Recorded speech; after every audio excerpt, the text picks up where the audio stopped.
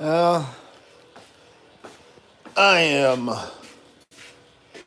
sorry, guys. We have been out of commission. I got sick last week and haven't been able to jump on live. So let me give you guys time to see that we're back on. Get some light in here. Oh, we got somebody back already. No matter how long we're off, you guys always come back to see what is going on with the old Impala today.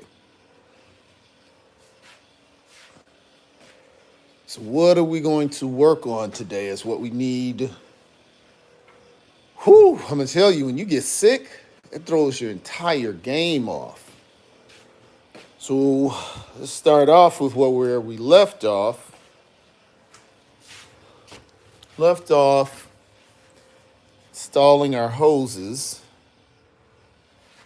and installing the braided, we took out the metal hoses and put on the rubber hoses, install the braiding over the hoses. Found that we need a swivel top, but what's holding us up is two um, we've run two monitors into our thermostat housing. This being an aftermarket, oh wow, we got everybody on here. Hey, what's going on, everybody? Just catching up to where we left off before I got sick and disappeared on you guys. Again, my apologies, but sickness is part of the game. We got our hoses replaced. We took off the metal hoses, and we found out that we ran our light and our gauge to our thermostat housing, which is our dash light here, and then we have our gauges down. Oops, we got our gauges down here, and we ran those in here, so both of those will be functioning correctly. Now, the original radiator had an inlet right here, which made this hose fit. It will go straight from there to there. But we have an aftermarket that goes to the left, which means it doesn't line up. I'll show you how it's supposed to look if it did line up, which is hard to do with one hand. But I do anything for you guys. Okay. So it's basically supposed to go like this. On here. And cut it and fix it, and it goes that way. So this piece was over here on the original. I have to come up with how this would happen, if you feel me. You see that's coming off, so that's not the move. But I don't know how to make that the move. Okay, let's see who we got on here. As you know, we give our shouts out. Now, I am on the iPhone today, so that means what? We need our shop glasses for me to talk to you guys. Whoever is saying hello, hello, and I will call your names out. Let me see. Corey, what's going on? This is a 1964 Chevrolet Impala with custom cruiser skirts, not fender skirts, custom interior, a custom dash, Custom chrome, custom cruiser skirts. They usually have the cruiser skirts stop at 1960, and a custom Continental kit for a 1964 Impala. That is what year this car is. Other questions? Just subscribe. Thank you, Matthew Collins. And hello to you. Matthew, what do you drive? Corey, what do you drive? What's your favorite car? Thank you for those likes. Looking for ideas, though. Because if you guys are new to the channel, you don't know what the point of this channel is.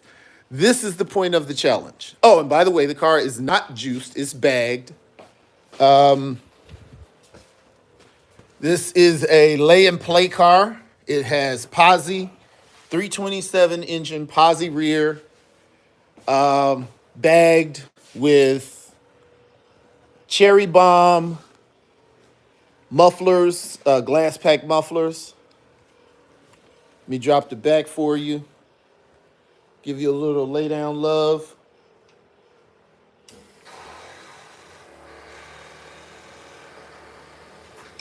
There you go. So, and of all the money I have in this car, this I love, my sticker. that's my deal right now. And these just came in for you guys. I explained on the other channels, a lot of 1921 in LA, there was a dealership, Felix Chevrolet. And it ended up when low riding came about in the 70s, people got their Chevys from Felix Chevrolet. So you will see on a lot of California lowriders or in lowrider history, a presence of Felix the Cat. For those of you who are under 50, Felix the Cat was a cartoon, and it was popular in the early part of the 20th century, and somehow Felix Chevrolet got the ability to use Felix the Cat. So you will find in the lowriding community a presence of Felix the Cat. That is for Felix Chevrolet in LA where lowriding started. So being that the person who taught me how to do cars from LA, that is why I have the Felix the Cat emblems on mine. And generally people will have Phillips 76 balls on their antennas. I have Felix the Cat. I had never seen that anywhere else. I don't know anybody else that likes them except for the person that gave them to me. But hey, you know what? You can try it. If you don't like it, leave it. I mean, change it. If you do like it, leave it. But this is what we're trying to figure out. We got a couple of problems. I'm going to show you guys what the problems are. They make these housings that swivel, but I don't know if they swivel with the inlets. Everyone that I see that swivels, because if I can get this on and turn it to where I need it, then it'll work. But in the hose and not in the housing. Wait a minute, I think I'm giving you all too much light that way. I think I need to go this way, huh? Just write it in the comments and let me be an idiot. William Powell, what is going on, player? Have you subscribed to the channel, Brother Powell? So what we're trying to figure out is, do we need a hose? Do I need to buy just a rubber hose with this density that I can bend around and put the braiding over? Or does it need to be pre-bent? What are the fixes that I have for this? You guys jump in. Let me know if you know. If not, we have other problems, because you will always have problems. At some point, I was doing something with the car, and I'm going to have to open the door, and it's in the 60s here, so that's cold to us. I was trying not to open the door, but I'm going to.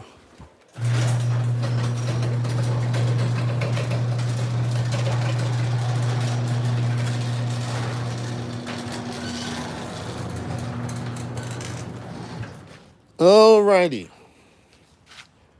At some point, I was doing something with the car, and the car rolled forward. And can you see this dent? Well, this dent changed the shape of this plate and slowly moved, disaligned these holes for my license plate cover. So that means I have to see if I can hit it from the back to straighten it out, and then find out if this hole is threaded. What do I have to do to put my license plate cover on? The reason why I didn't mess with it was because I saw the dent was going to be covered by the license plate cover.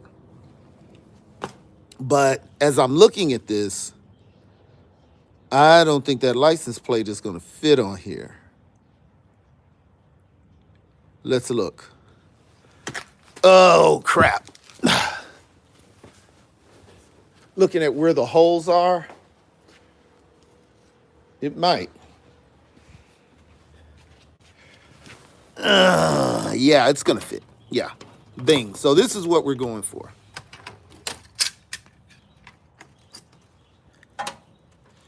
That's what we want. So I have every reason to guess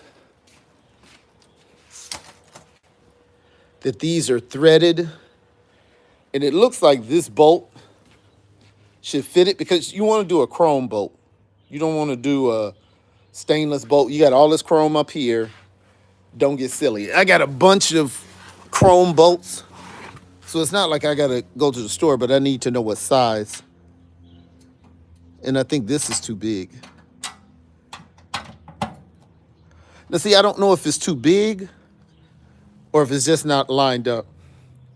All right, I'm going to have to set you guys where you can see me.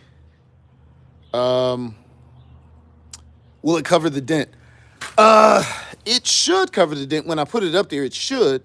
But the problem is it's throwing off the access to the holes. See that? So I'm trying to get a gauge on that, but it looks like this is the bolt size.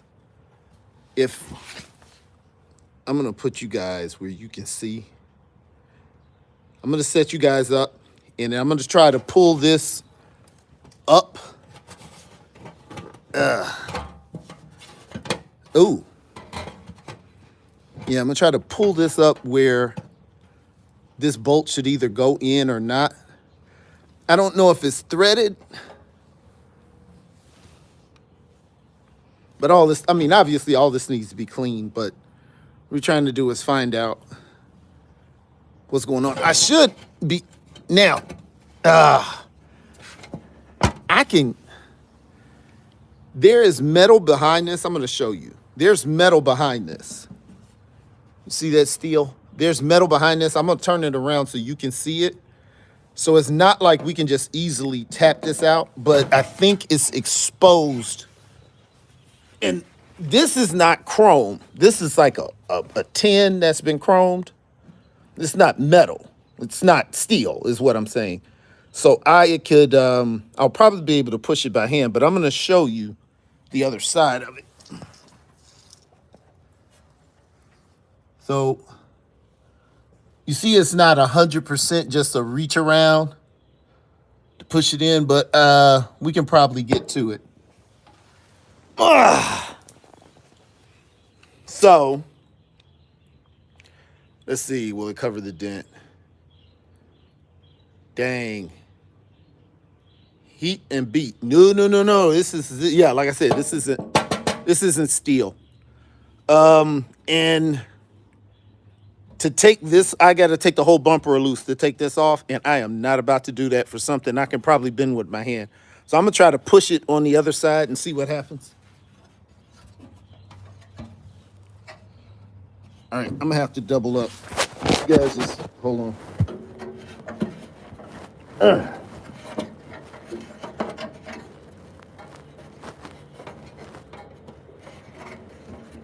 This, oh wow, the metal is right behind it. I could, uh, you know what? If I don't have to do that, I'm not going to do it. Let's get some. Let's get some. Let's get some.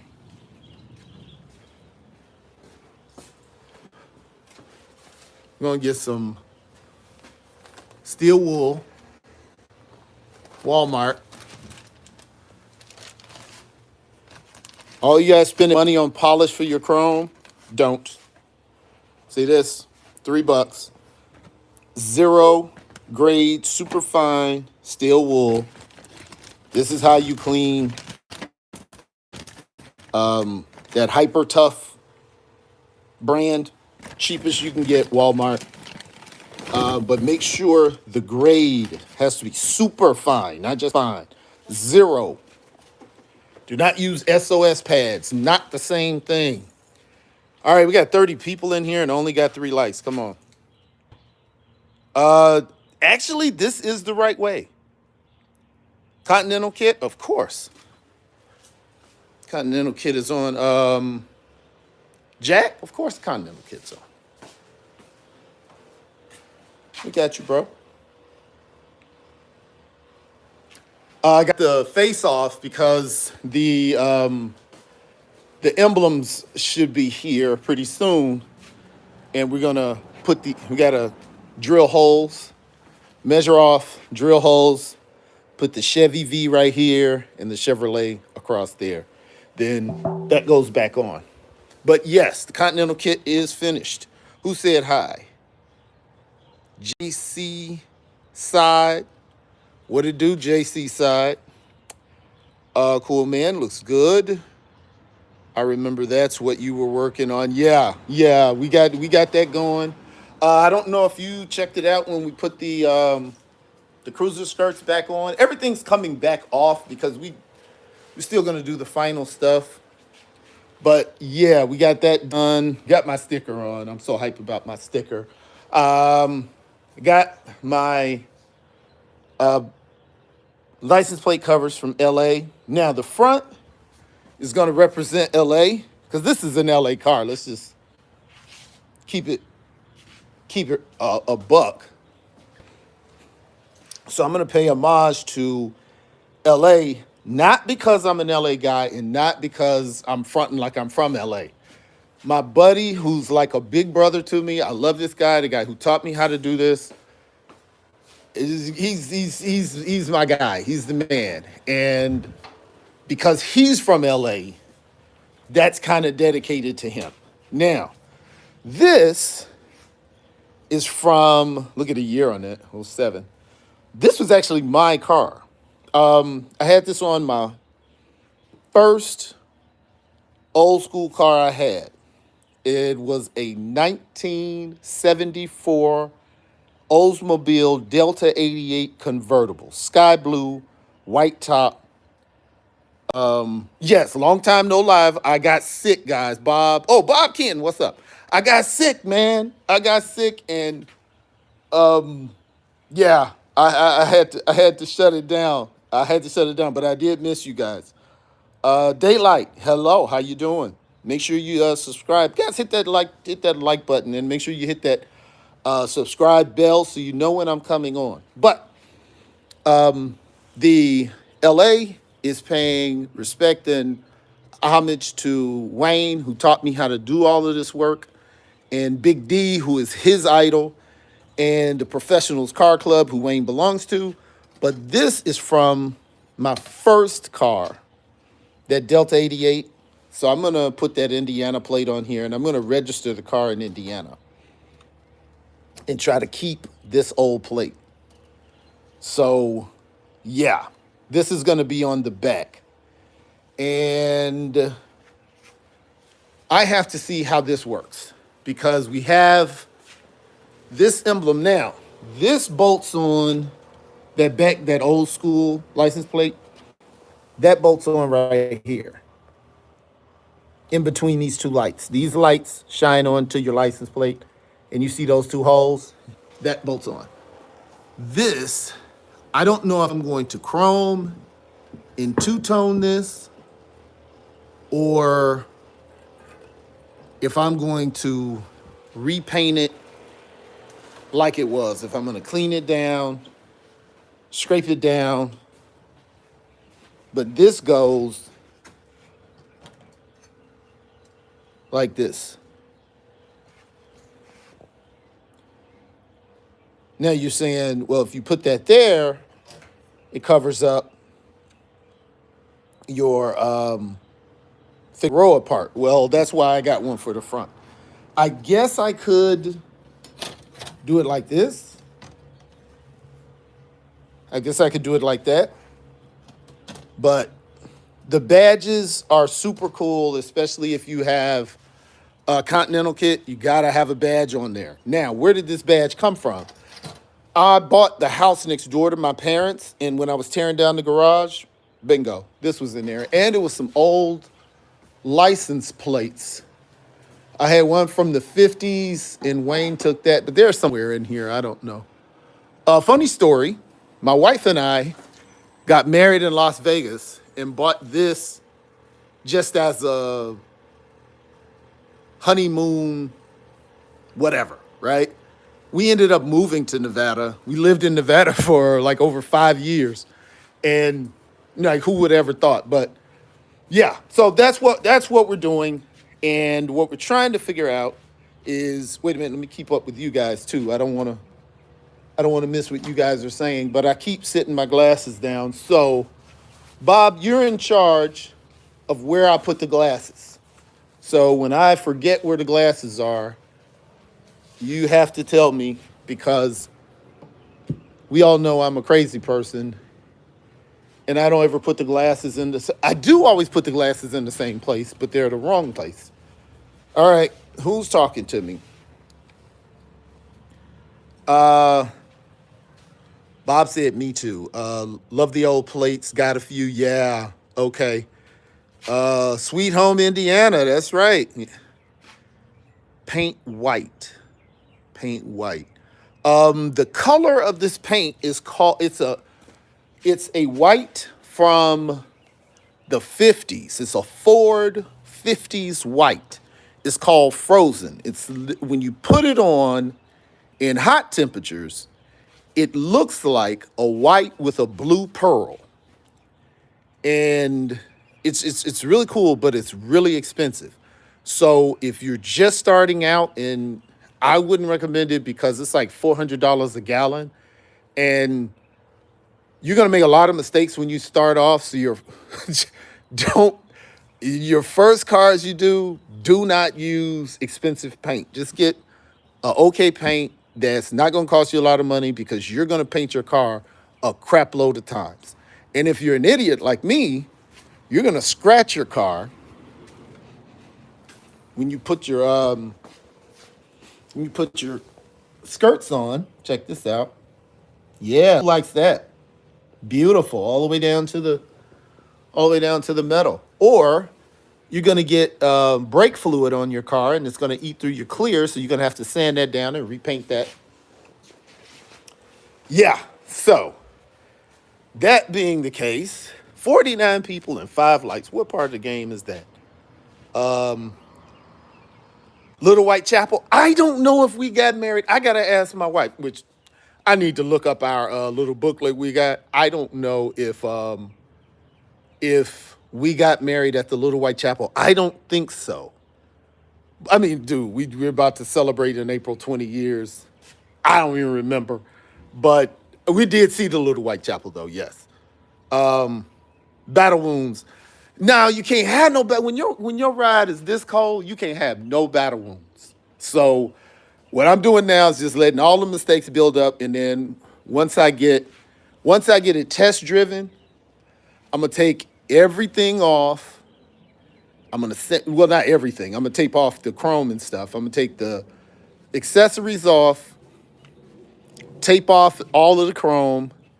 I'm gonna sand it. I'm gonna fix whatever areas need to fix. I'm gonna spot paint. I'm gonna dust paint. I'm going to clear the whole car, and then I'm going to put a gold pearl on the top. I think that gold pearl is going to be hitting. I'm going to put a gold pearl on this. I'm going to put a gold pearl on the Continental kit. So that means it's all going to match. It's all going to look the same until the sun hits it, and you'll see that gold jump out, and it's going to be gold, not yellow, because that gold is going to make the gold accessories pop. And a buddy of mine said I need gold bumper guards. We'll see. But that's what we're doing today. Let me see. I see my friends are talking to me, and I want to know what they're saying. When I use my other phone, I have the letters big, so I know. What brand, what model is this? This is a 1964 Chevy Impala. This is a resto mod. It has been restored, but it has been modified. It has a custom interior. It has a custom dashboard. Dashboard actually handmade. It's on this channel, how I made it. Here I have custom blinds in the rear. You have custom chrome, etched. You have custom cruiser skirts. You usually don't have cruiser skirts for this car. Usually cruiser skirts stop at the 60s. And there is a custom Continental kit for 64. 64s do not have Continental kits, but you can have them made. You can go to Continental Express. Mr. Sam owns that. Great guy. Highly recommend it. Yeah, we have a little, put 13-inch tires on it as opposed to the 14s that come with it. But we had to find the 14-inch tire for our Continental kit. Our trunk is not finished, but it started. Got to get our carpet in. No speakers. I got to put lights in, and I'm gonna have some chrome in there. But I think I'm gonna have one die, a pillow that's shaped like a die, like in the back seat. Now you're asking me, what's the dice thing going? What's going on with the dice? Well, I saw this shifter, and I thought that shifter was so cool. And I was like, you know what? I'm going to get that. And then I was like, well, it's a classic. You got to go with the fuzzy dice. And then I'm like, okay, now you have two dice sitting there. Because when I look at other people's cars and they have the dice sitting there, it's like no thought to it. Like your car has to have a theme from front to back, right? If you just got dice hanging in your window, it's like, why? I mean, I understand why, because they used to do it, but let's make it part of the car, right? So we go dice, right? Dice, right? Dice, right? I told you I'm putting one in the trunk, right? But then you don't stop there. Bam! You see that? So from front to back, we got a theme going, but it's not overwhelming. You really don't notice it until it's pointed out. Real car people are going to notice it, but what you want is every time somebody sees your car, they go, man, I didn't notice that. So we have gold, sparingly, not all super crazy. Front, side, here, a little on the inside, hinges,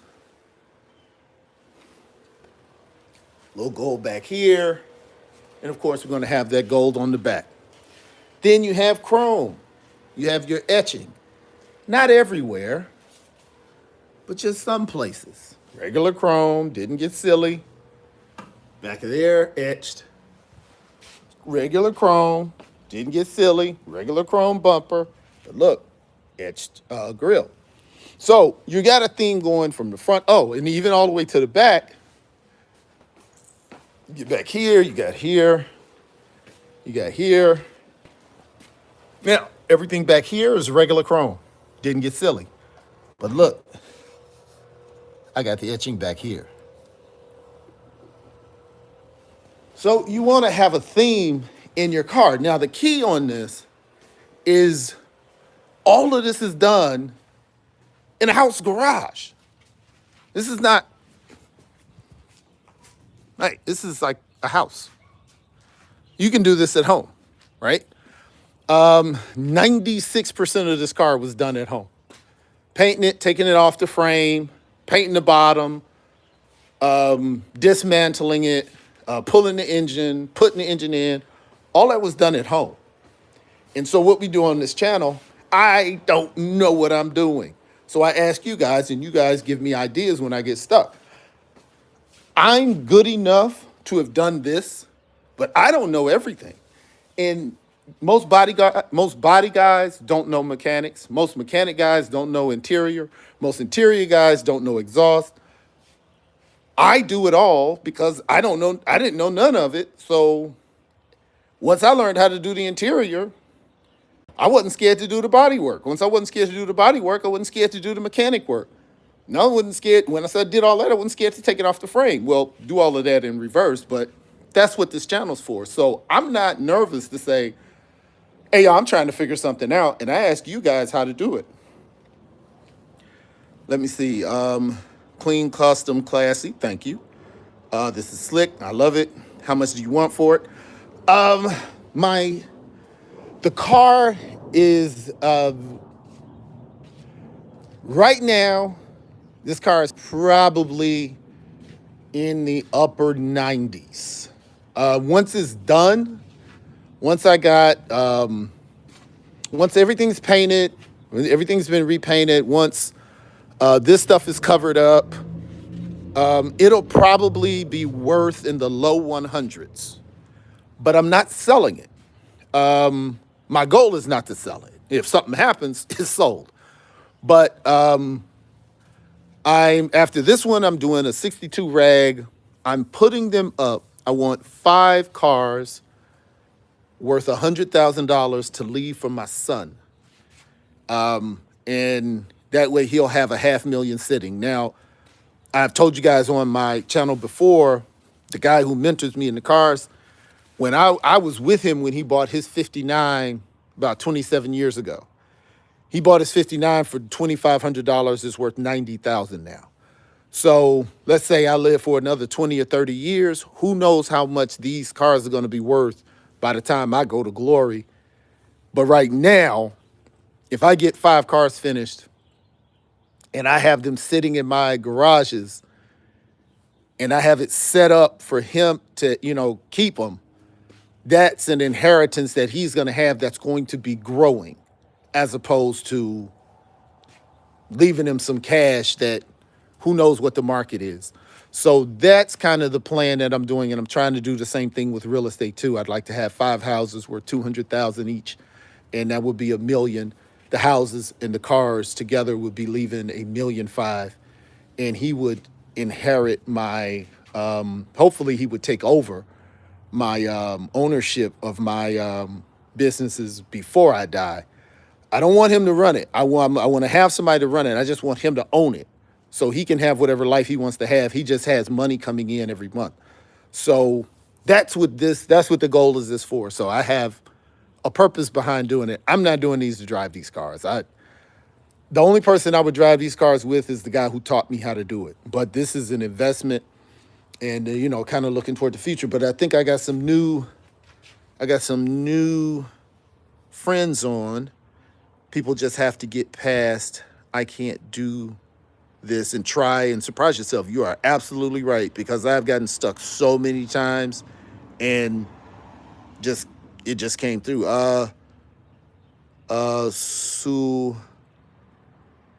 If I mess this up, Suhami, please forgive me, but I'm trying. Is he a car guy? My son? Nah, he's not a car guy. He understands the value of the cars, and he understands what the plan is for the cars. But he ain't gonna pass up driving it. He loves it. He thinks it's beautiful, but the only reason he's working with cars is because he loves his dad. Who is this? Chevy 55 speed. What's going on, player? What's going on? Guys, put in your favorite cars and also tell me where in the world you are. We got a lot of people in the UK. We got some people from India. We got some people from Africa, and we got a lot of people from the US. So holla at your boy. Sweden in the house. Who is this from Sweden? Let me see. What players do we got in Sweden? What are you driving in Sweden? Uh, is that Ingmar Dagger? I hope I don't mess that up. Ingmar. Much love. I hope I didn't mess that up, bro. So what are we talking about? We got this dent that we made that may be covered up, but we got to see if these could be fine.